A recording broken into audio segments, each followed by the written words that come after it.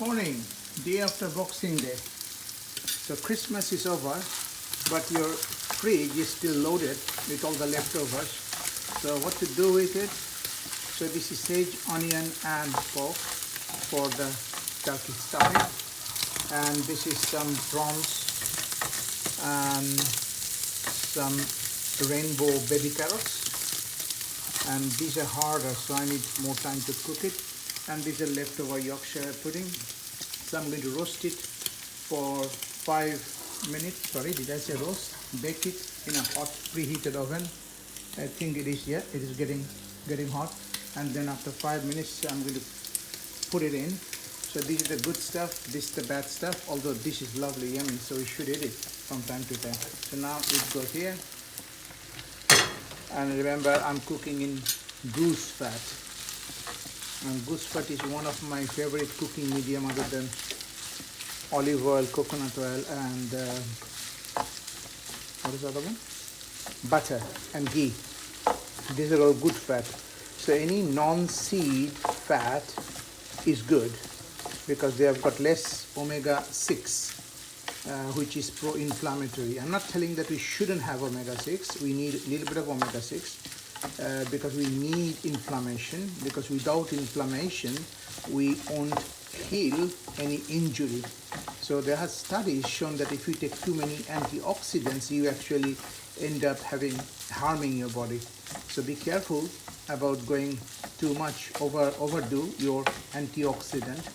So we need a little bit of inflammatory response so that we can heal our body from inflammation.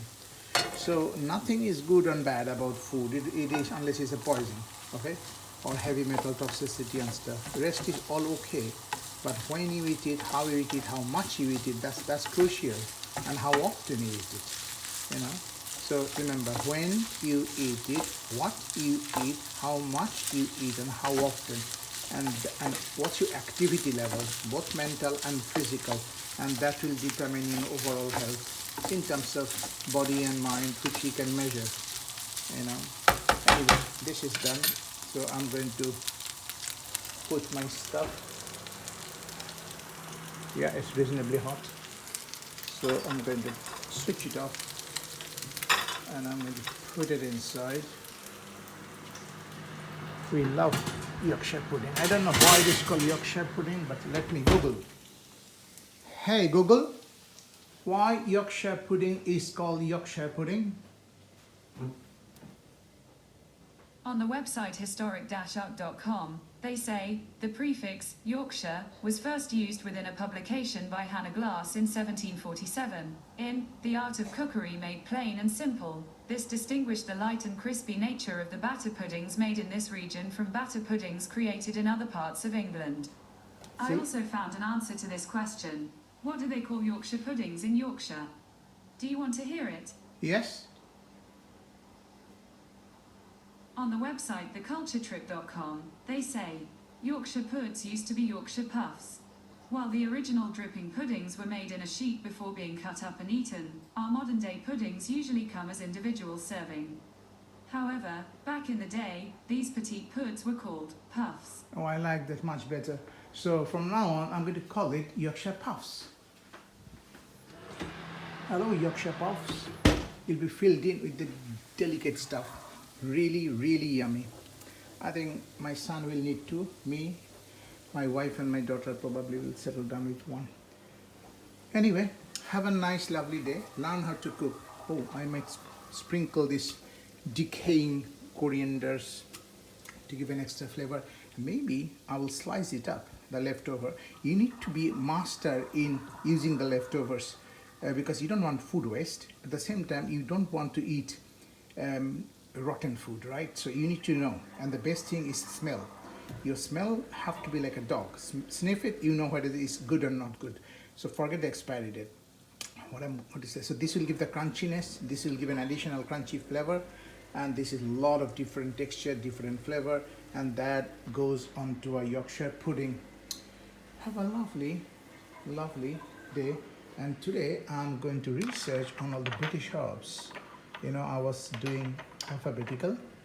So there are two M's, mint and marjoram. There is one S called sage, which is there, distinctive smell. And there is MNOP, so there is O and P. And there is rosemary, PQRST, R.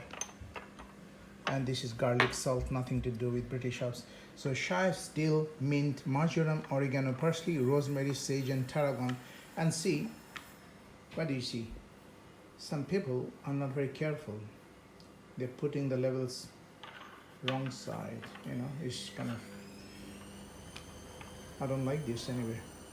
So these are all the leaves. You need to study the leaves. That's my job today, using, hey Google, what is oregano? According to Wikipedia, oregano is a species of flowering plant in the mint family Lamiaceae.